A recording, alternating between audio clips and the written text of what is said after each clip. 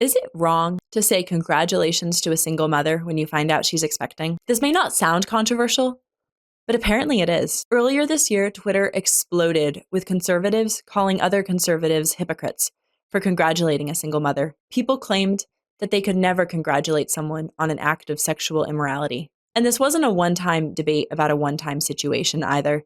It's a conversation that I've heard discussed more and more, especially in the past year or so. People are afraid that the pro-life movement has embraced a form of toxic feminism, that by empowering single moms to choose life, pro-lifers are ignoring the importance of marriage and fatherhood. So is this true? What is the Catholic response to single motherhood? And how can you help women choose life and rejoice in the beauty of new life, while also upholding the importance of marriage and the important role of fathers? I dive into all these questions on this episode of Living a Culture of Life podcast, and I interview Father Shenan Boquet, who's our president here at Human Life International. He's seen how cultures all around the world handle this difficult situation. So without further ado, I'm your host, Colleen, and welcome to Living a Culture of Life podcast.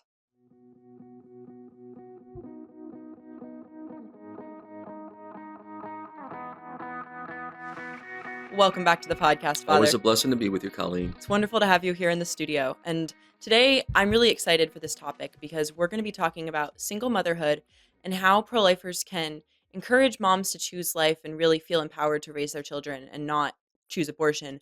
But on the flip side, how we also want to not neglect the important role of fathers or start celebrating sin or start normalizing single parenthood.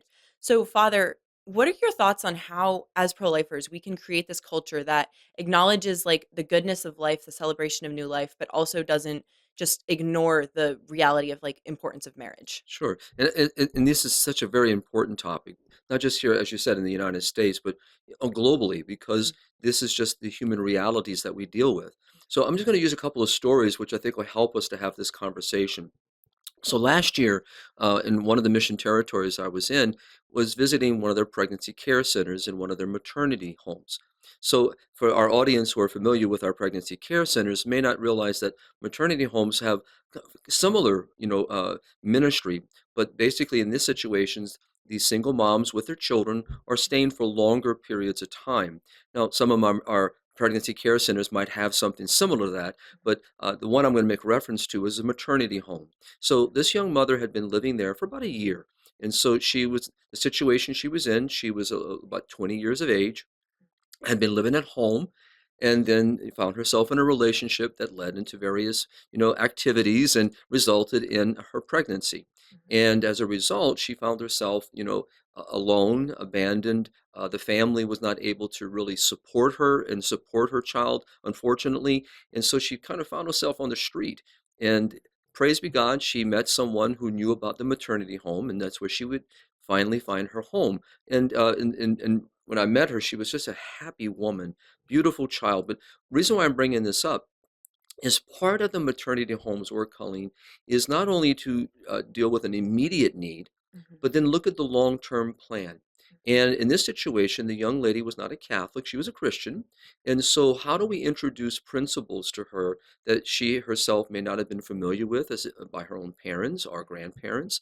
But yet the mothers of the house, these wonderful ladies and gentlemen who host and care for and provide all the means to support these young mothers and their children, recognize it's not just helping her now, let's prepare her for making good moral decisions going forward, how to be a good mom. So providing her sponsorship, mentors, people that can help her in motherhood, but also how to build good relationships, trusting relationships, moral relationships, so that when you go from here and you make now a life for yourself, when you approach a young man or a young man approaches you, decision making is be very important.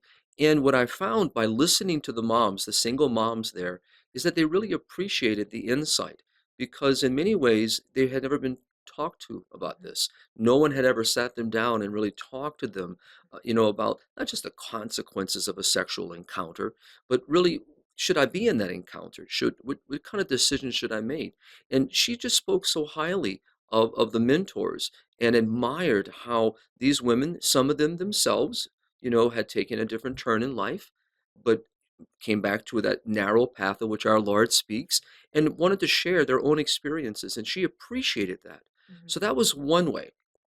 And I'm just mention one more other case, and that would be is part of the rationale of the home. This is a separate home, Mhm. and part of the rationale that part of the agreement is that initially we will serve you in your need. That's the immediate need, always needs to be served.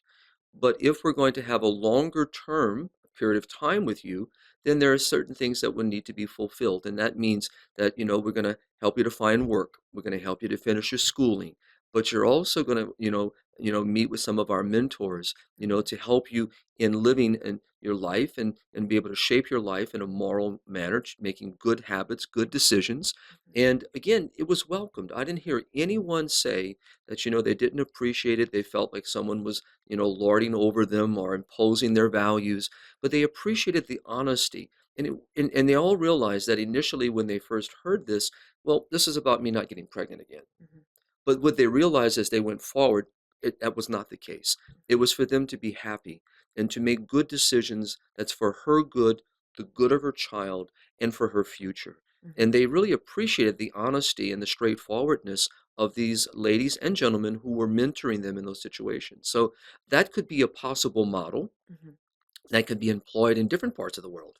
Yeah, exactly. Well, this was one reason that I wanted to talk to you about this topic because you've seen kind of both sides. You've seen here in America where the pro-life movement is very focused on helping women choose life, and so you don't want to throw out the baby with the bathwater, where you Correct. start in trying to save life, you accidentally throw out the goods of marriage or the important role of fathers. Exactly. But on the flip side, you've also seen in our mission countries, a lot of times those cultures really value marriage and believe that sex belongs within marriage. But the con of a culture that holds that very strongly is sometimes girls who get pregnant outside of marriage feel pressured to get an abortion because their parents kick them out of the house, or they're afraid that they're going to be kicked out of school, or that the community won't Right. welcome them. So, Right. do you have, I guess neither of those is obviously like necessarily ideal.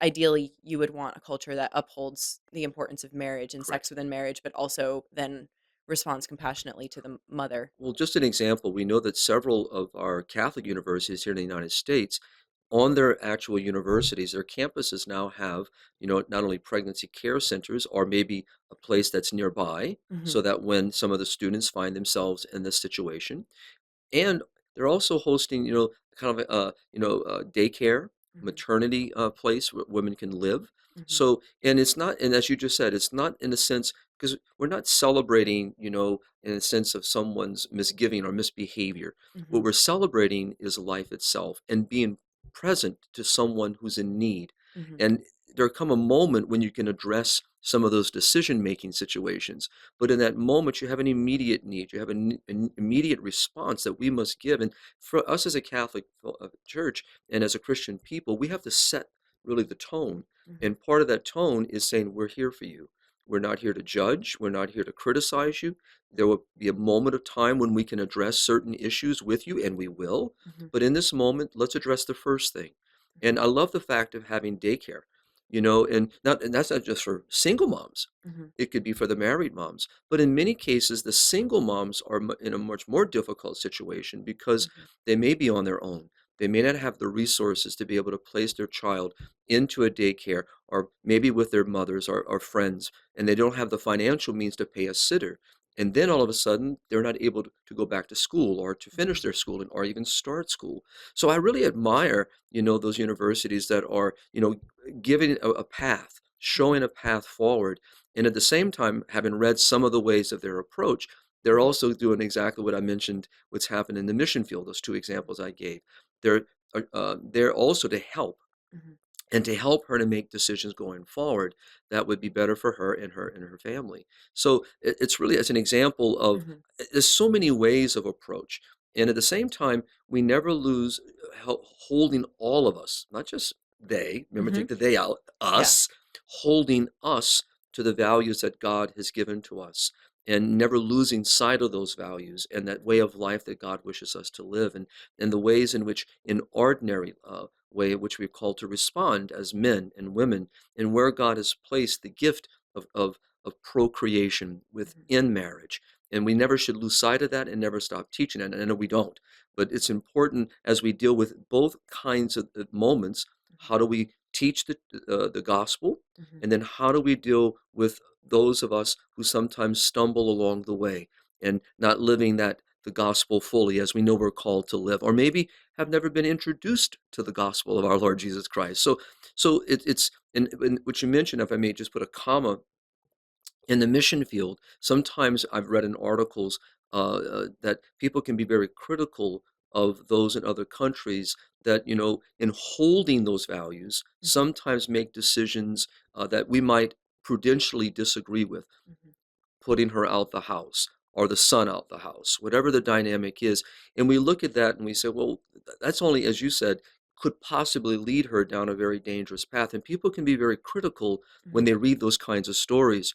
But having been in many countries, Mhm. and the realization when you sit down with those families, and I've been with those families because of our affiliates and our directors who are taking time to go back to the family, meet with the mom and the dad, talk to them, that uh, what you're trying to uphold, don't ever lose sight of. However, Mhm. this is still your son, still your daughter. They need you. And so they're reconciling and Mhm. they're finding a path forward. Could you explain for our audience, just give them a picture of what culture you're describing? Because I know what you're talking about because Sorry. I've read our mission Sure. stories and I've written about this a few times. But could you explain for our audience what the like general culture is towards this in places like Africa? Sure. So that's exactly what I was going to make reference to. And here I'll think of Malawi, Okay. because we've written about this story several times, or several stories from that country, and other Mhm. countries like Zimbabwe, and Tanzania, and Kenya, Nigeria, all of them. And what happens is these family values are so rich,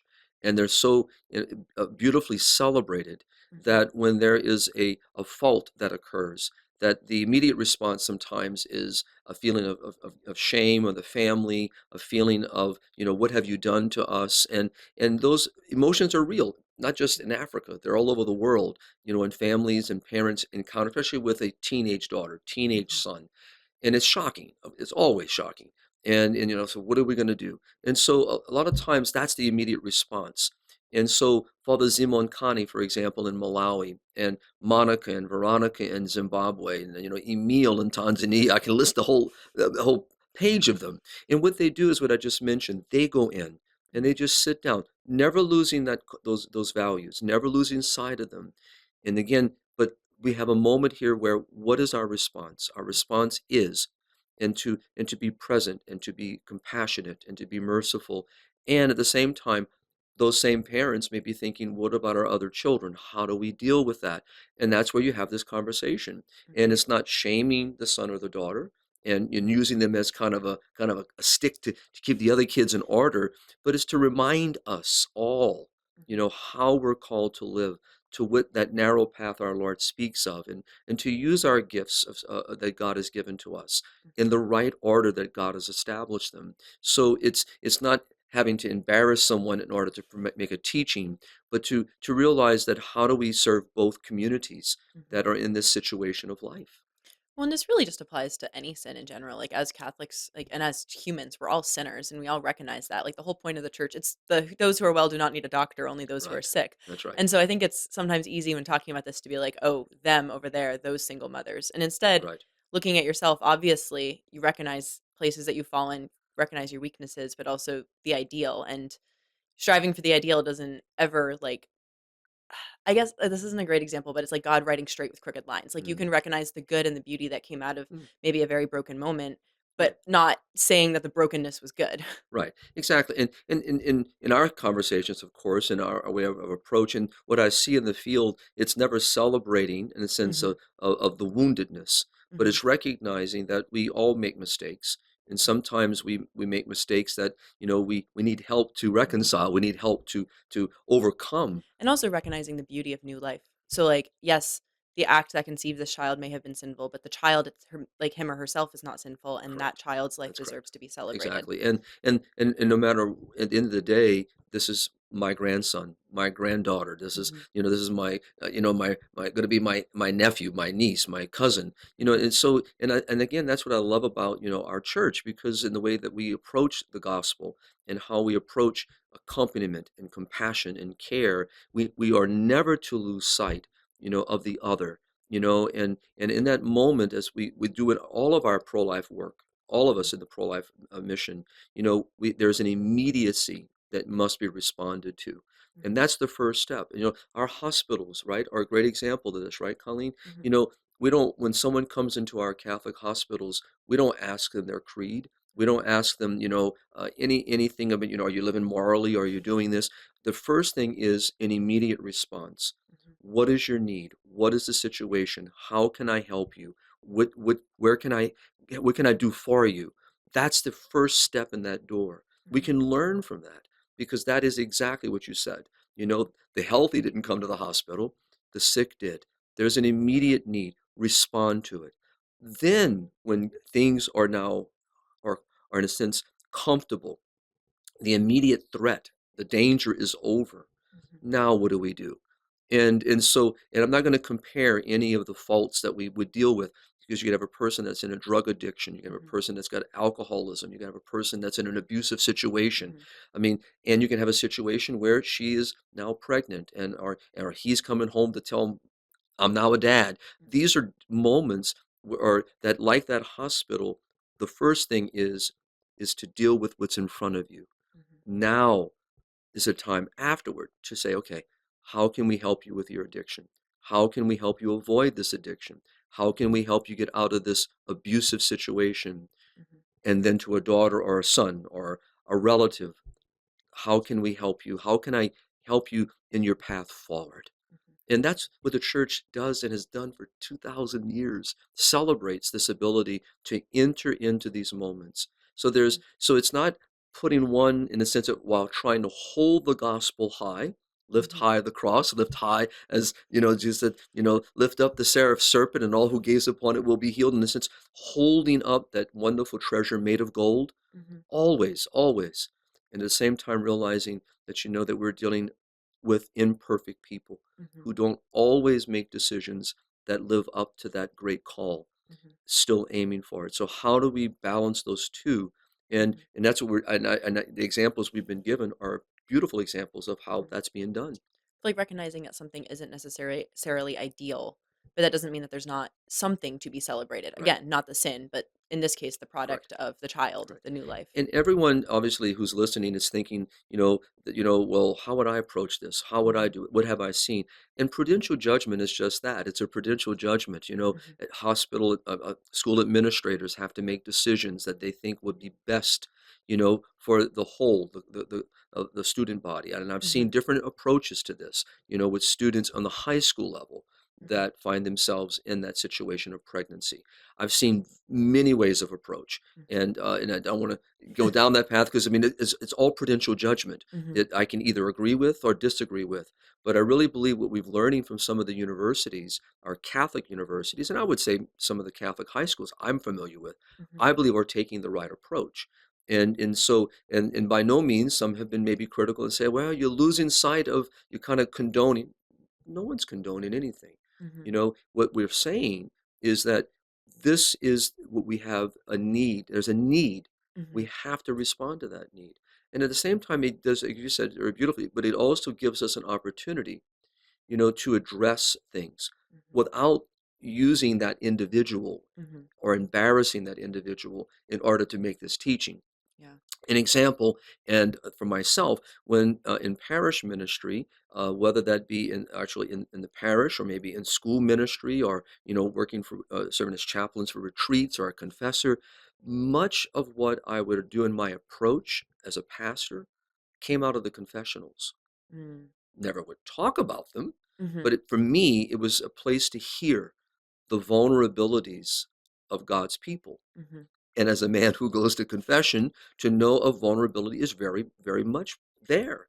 And Mhm. so, but I would listen, and it would help me to understand what people are struggling with. And then in my own mind, what can I do to address that? Mhm. Never mentioning any of this, where it came from, or obviously, but what can I do? How can I help people, through the evangelization, through the catechesis, preaching, how can I be a better confessor?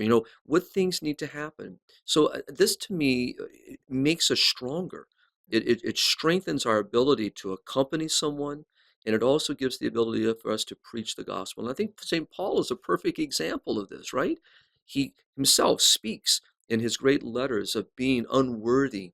Mhm. He himself called by God, you know, unworthy as he was, but chosen by God to be the apostle to the Gentiles. Mhm. And so to me, this is how I look at these moments, Mhm. you know, and having been called by single moms and single dads, would you come with me to my mom and dad's house? Would you come with me, Father? I'm afraid. I'll go with you. That's Mhm. fine. Can you come with me to the university and talk to, the dean? How do I keep my scores up? How do I keep going to class? I have a Mhm. baby to care for. What do I do? Mhm. So we have to be able to stand in solidarity with, and solidarity doesn't mean, as we've been talking, participation with someone's behavior. Mhm.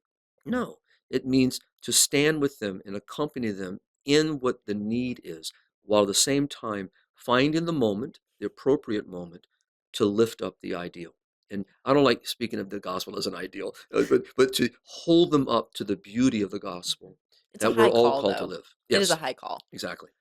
Do you think there's any like danger of normalizing single motherhood, especially here in America, where we have like the pro life movement is very focused on helping with pregnancy care centers and all of this wonderful work? And I'm Right. not saying we shouldn't do it. It's just, do you think there's a concern that we're going to normalize single motherhood?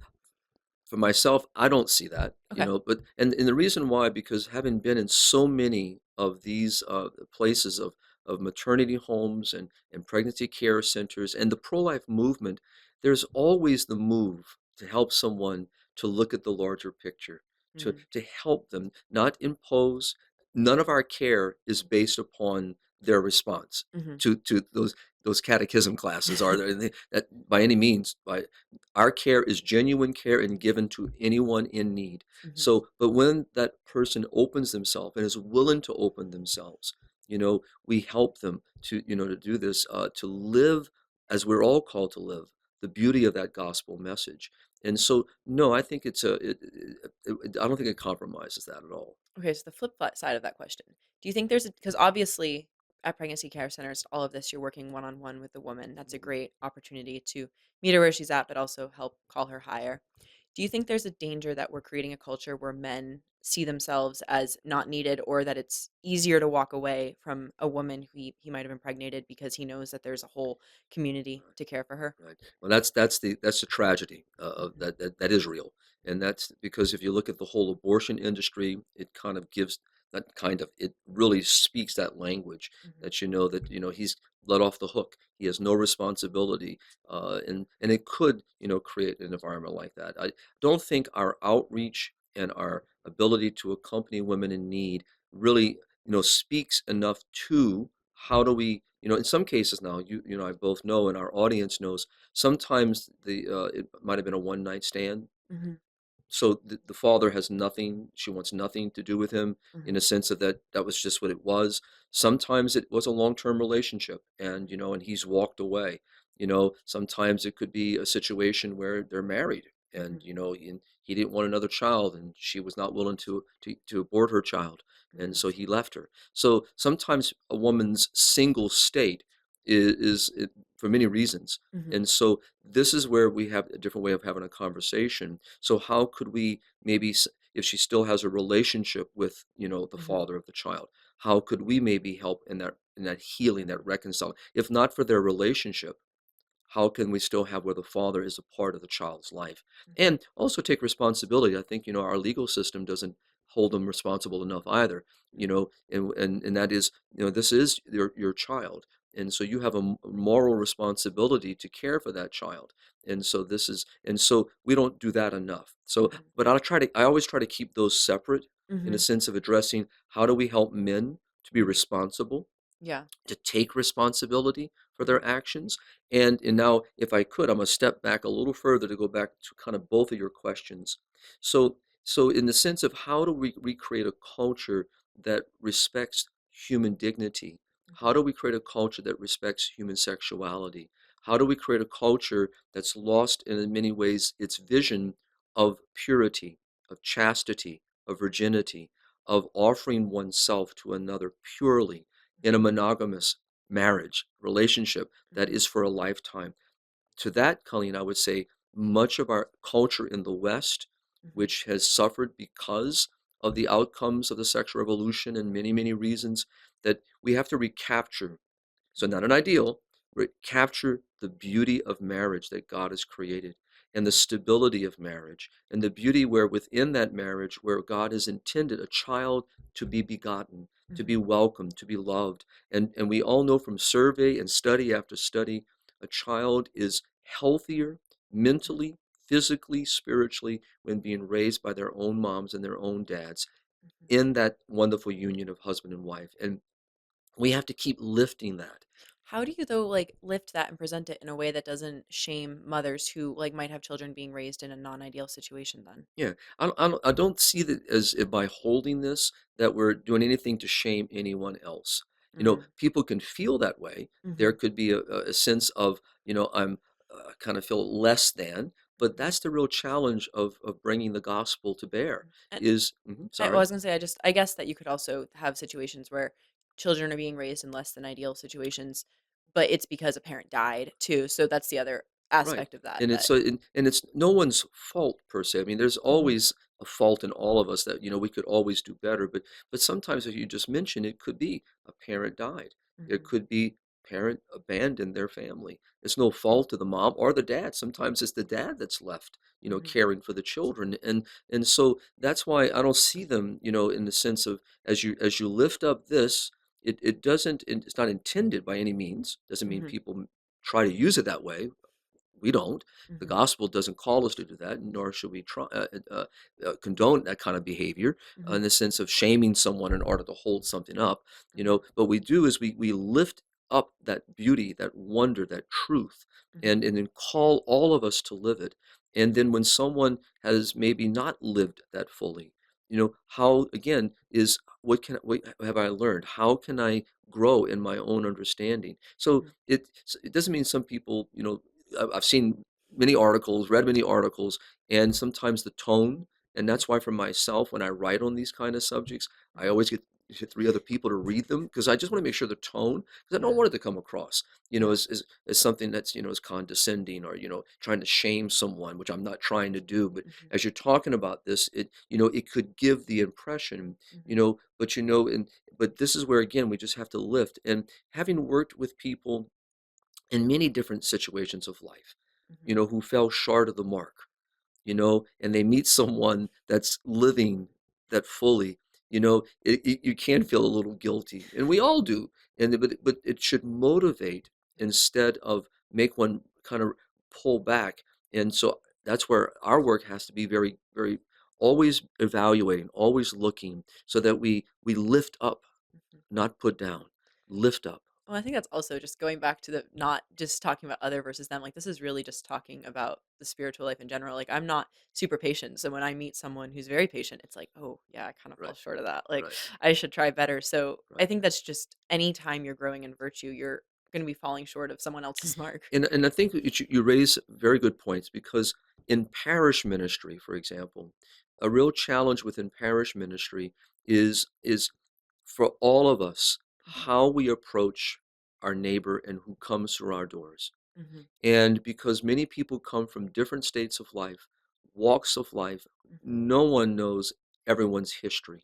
Hmm. Sometimes, in not by, I would say, by an ill intent. Hmm. Sometimes when a single mom or a single dad is Hmm. now in our parish family, sometimes people, unintentionally get too curious, Hmm. and sometimes maybe make a comment, that they should not make. And I think we need to really recognize that we don't know someone's Hmm. situation in life. And it's really not our right to, sit here and play judge and jury. It's wrong on our part. And we Hmm. shouldn't do that. Instead, we should always be welcoming, Hmm. strive, to meet someone where they are and get to know who they are. And you might find out that that you can help them in a way that you didn't think you could because you kind of closed the door because you Hmm. were so harsh in your mind. Maybe you didn't say anything, Hmm. but your body posture, can give an impression. So we really have to work at that, and don't we see this, Colleen, on the flip side of that, for larger families, Yeah. in a culture that doesn't think larger families are right. And so these people start judging these larger families who come take your whole pew, if you will. Don't you know how to solve that problem? Hmm. Kind of thing. So people can be very, very judgmental And so that's why I think for us it's a chance for us to teach. Mhm. And I think we can teach through our programs, Mhm. and I don't like to call them programs either, so I'm going to take my own word back. Our ministries, our way of serving, whether it be in a maternity home, pregnancy care centers, our outreach, our counseling centers, our family centers. So we have to educate Mhm. ourselves too in our own pews. And it's also you're never gonna be able to help anyone if you're sitting on top of your moral high horse and refusing to, like, That's right. ever give a hand to someone who's down below or be Right. compassionate. Like, That's right. as that's the whole Christian call is being like, Jesus met with sinners, but he called them higher, That's and right. that we have to be able to know what the church teaches, what is right and good, and you And we said want not the ideal, but, right. Right. the Exactly. the call, That's right. but at the same time, not shame people for not being there because we all fall short. That's right. And how do we move to where we all are Mhm. living the gospel fully? Yeah. Of course, as we talk about this, we're called, Mhm. those who are called to the marital state Mhm. are called to that state. This is a vocation. And we have to bring people to see Mhm. that beauty. And so where our cultures become that way of life that God intended for us. Mhm. So that as we deal even with the woundedness, we still are called. So it would be wonderful to see our culture start shifting the percentages. Mhm. Why? Why? Because we're teaching the gospel. We're living the gospel. We're witnessing the gospel. We're calling each one back to these values that are gospel, centered, and to go back to our Judeo-Christian root that teaches us the beauty of marriage and the sacredness of marriage and the beauty of family life. And again, because of the woundedness in our culture today, people have never seen that vision. They have Mhm. not lived that vision. They've come from all these various ways. And so we need people to model, all right? And Mhm. and many times what I so love and visiting, and I do, when I travel, I always intend to visit pregnancy care centers, maternity centers, family homes, Mhm. because I want to see with my own eyes what the people of God are doing and Mhm. to learn from it so that I can do what I'm doing today with you. And that is, how can we talk about examples that, oh, I never thought about that. Oh, we ought to do that. Kind of give people the chance to think. And just like what some of our universities are doing, I, I hope other Catholic universities are looking into it Mhm. and then make their own prudential judgments that they think is best for their community. Mhm. But the idea is from there is learning how then can we still pull us so Mhm. that with the vision that we have today, and I mean Mhm. the approach that many people have today, how can we lift them to the view that God intends for his people? What Yeah. God desires for his people, that we are all called to live. Mhm. How can we pull? And so, but what I've learned in visiting is when they look at the mentors Mhm. and they meet the people who are reaching out to them, they do, in a sense, there's a jealousy in a good way. I want what you have. I want the marriage you have. I would love a wife the way you have. I would love a husband the way you have. I would love to have a family life like this.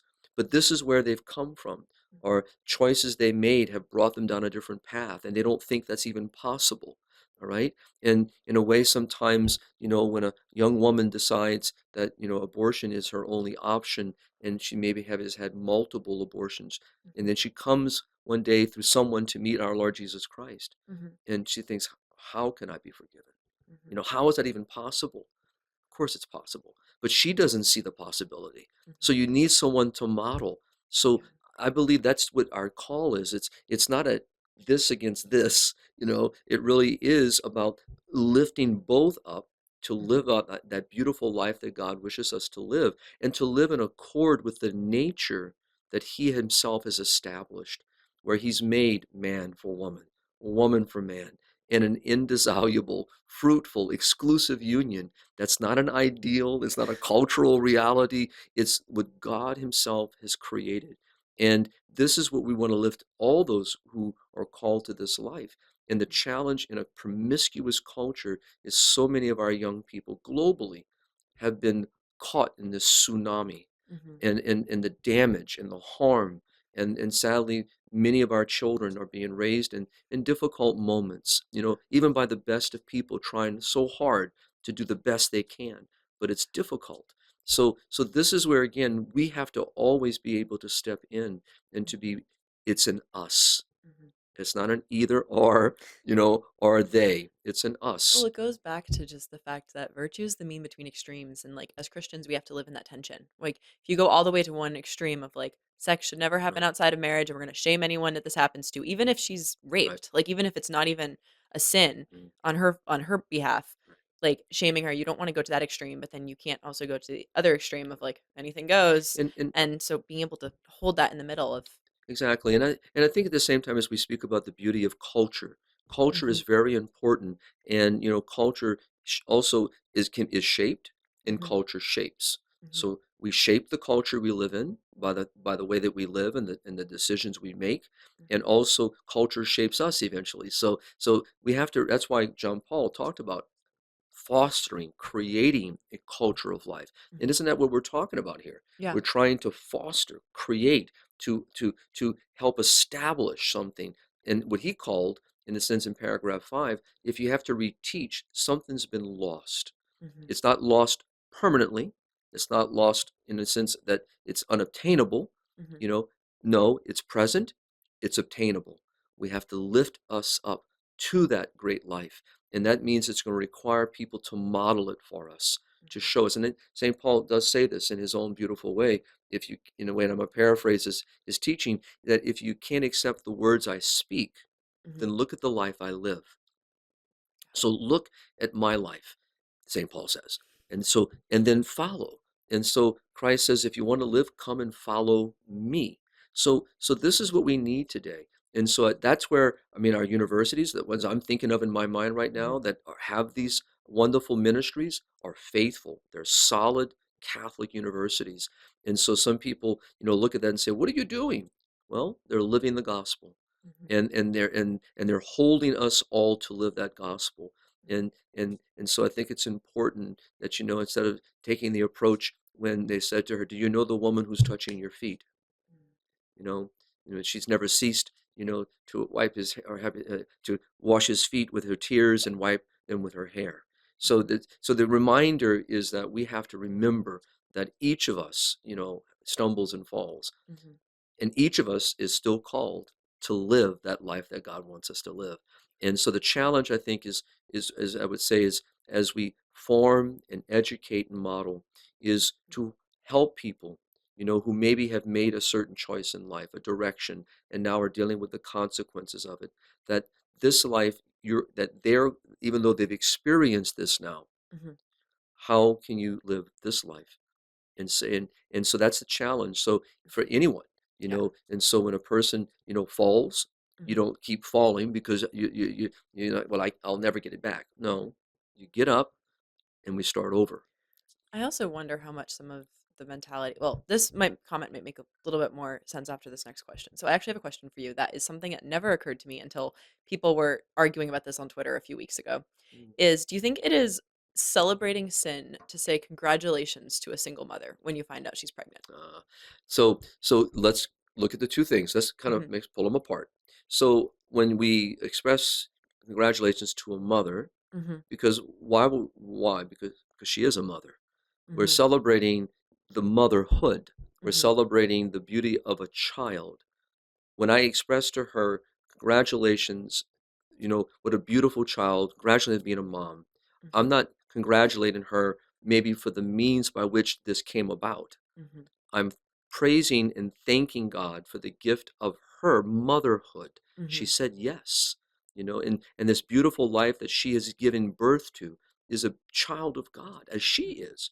So there's a balance. There's hmm a real balance, and I know we struggle with balance. We really do.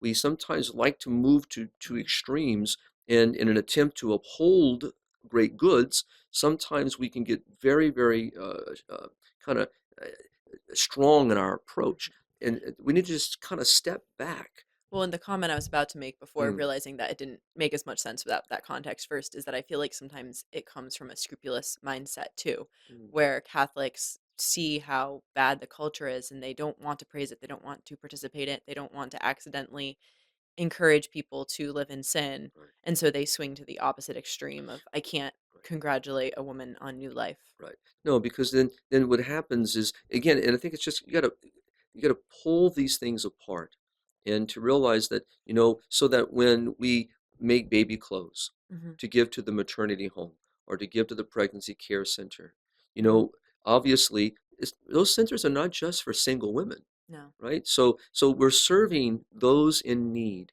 Hmm. And we're not here to say to someone, because we can do the same thing with a food bank, huh? What's wrong? You Hmm. can't feed yourself? What's wrong? You lost your job? Well, yeah, Hmm. you shouldn't be drinking so much. In other words, all these Hmm. criticisms, and that doesn't resolve, what's there in front.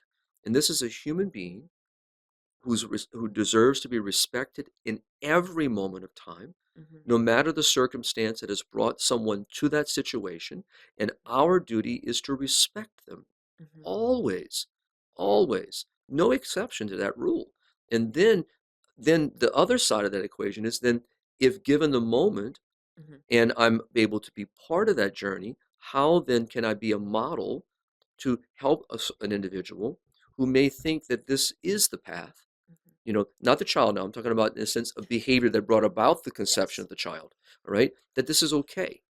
How can I model something different and to show her and him? I think we got to never forget. Now, I'm purposely and intentionally here speaking of both of them because, again, we let men not take responsibility. We give them an out by not even speaking of them. Hmm. We only speak of her. We need to be clear. It takes two, to beget a child. Hmm. I think you just preemptively answered my next question, which Mm. was another like criticism of the pro-life movement I saw from someone online is, do you think that like a toxic feminism has entered the pro-life movement where they focus only on the woman and empowering women and they just leave the man out of the conversation? To me, it seems more like the abortion industry was the first one to leave the man out of the conversation, and pro-lifers are responding to the situation at hand, that the woman Right, is often the one right. seeking help. And if we even go back one step further, contraception is Yeah. the one that feeds this whole thing because basically it again removes him, from his responsibility and his accountability, Hmm. to love his wife and love every aspect of his wife. Hmm. And in this situation, I'm not going to speak of outside of marriage, but Hmm. we know that sex is not to occur outside of marriage. Yeah. So we got to keep reminding not our audience. I know our audience understands this, but I mean, so much of our culture doesn't Hmm. realize this. We've been so, in a sense, programmed to Hmm. think that we can just do what we want to do, but that's not freedom. And so that's a different topic for a different day. But I don't think that we've created this toxic environment. I think we need to do though is we need to purposely and very intentionally start addressing men Hmm. and manhood and fatherhood and responsibility and accountability and discipline and start teaching thes great things that we've lost sight of. And so when dealing with interviews a lot of times, people always, as you just did by quoting different little things, people want to lump everything in a bucket. And Hmm. and they say this is, but you got to dump the bucket. And you have to pull things apart. They're interconnected, no Hmm. doubt. But you don't have to be lumped together, and they're not addressed together. It's just that's not how you approach things logically. And so it's important that we as pro-lifers and as people engaged in this conversation, and as Catholics and Christians, and even our Jewish brothers and sisters, and many Hmm. people are involved in this movement, is how do we address the various things you and I've been talking about. So one of the things I hope that will emerge from this conversation that people will listen to will spark, first of all, how am I approaching the situation? So Hmm. start looking at myself. What's my answer? Do I treat people differently? Do I respond differently? What's in my mind? I might never say it, but Hmm. what's in my mind? Do I think ill of the situation? Hmm. Where do I fall? Am I over here, like you said, using your example, am over here so far on this side that I can't see, and I'm very critical? Am I Hmm. over here and thinking I never can really reach this Hmm. goal, this life that God wants me to live, and so how do we address all that? The Hmm. second thing I hope will happen is we'll see more people think about ways of contributing to this great good. Hmm. So I would say, for example, the various groups, and I know several men's groups around our country today that are meeting with young men, single men, married men, older men, young men. These are the conversations that need to happen, especially with our young boys and young men. Fathers, grandfathers, godfathers need to address these things. And you got to start very early, in a boy's life, and helping him to understand discipline and beauty and truth and goodness, and how he is to respond to himself as a man and as a son of God. And then how he, as a son, as a man, how does he approach woman? How is he to approach woman? And the natural desires toward each other are natural, but there has to be discipline. There has to be a mindset, an approach, a view, so that, to get to the point that I'm going to make, is that how can we take those statistics Mm-hmm. that we see today, that the sexual activity outside of marriage, the growing number of pregnancies outside of marriage, or the growing number of sexually transmitted diseases because of. And so how can we take that and say, how can we in 5 years be less, 5 years later less, so that, again, there's no shaming anyone. We're not talking about embarrassing anyone. We're talking about calling us to the life that we're all called to live. And if we don't start doing, and we are, many, many groups doing this. So, but we have to, it's an urgent thing. There's an intensification that we need to intensify our efforts, I guess I'm trying Well, to and say. also, like, it's good. Like, it's going to make you happier. It's going to make you healthier. It's going to, like, decreasing all those statistics that you were talking about is going to make people happier, healthier, have better relationships. Like, this isn't a don't do that, but more of like, hey, we're calling you to something much more beautiful, much That's more right. good, something that's more fulfilling. And at the same time, celebrating where they are, not celebrating, again, a behavior, Mm-hmm. celebrating where they are Mm-hmm. and helping them in that moment, and to be happy where they are in that moment, Mm-hmm. knowing that there might be more that you would love them to have, but to be patient and to be gentle, even as you're being firm, even as you're pulling forward, Mm-hmm. to always be patient, and to be prudent and temperate, the virtues, Mm-hmm. how we approach our brothers and sisters. And to always remember, it is by the fact that we that how we all respond to grace, how we respond to the invitation, and sometimes we can make choices that we don't see in the moment, and we find ourselves down a path that we never thought we would be on. Yeah. And I would say, to those working with young teenagers, boys, girls, young men, women, these are the conversations we need to have, and we need to intervene before these moments occur. Mm-hmm. Because also, what I would say, pardon me, is in sitting down with all these beautiful young women and moms, in these situations, and sometimes dads in those Mm-hmm. situations, they'll tell you, this is not where I want it to be. Love my son, love my daughter. I'm so happy that I said yes to life, but this is not how I would have wanted it to be. So again, people reassess, they evaluate. And so we have to make sure that they don't dwell in a sense of discouragement and Mm-hmm. despair, but that we're there to walk with them and, like ourselves, also lift Mm-hmm. and show a path forward that's filled with joy and filled with peace, and filled with much uncertainty, Yeah. that we don't always have control, but we can be, but we don't need to be alone. Yeah. And so I'm very proud what I began with by mentioning the universities, because I really believe they're trying to show our responsibility. And I no doubt, because I've read, some of their ways of approach, and it doesn't mean they're losing sight of this side. Okay. No, no, they definitely have this in sight, Mm-hmm. but they're recognizing an There's important need.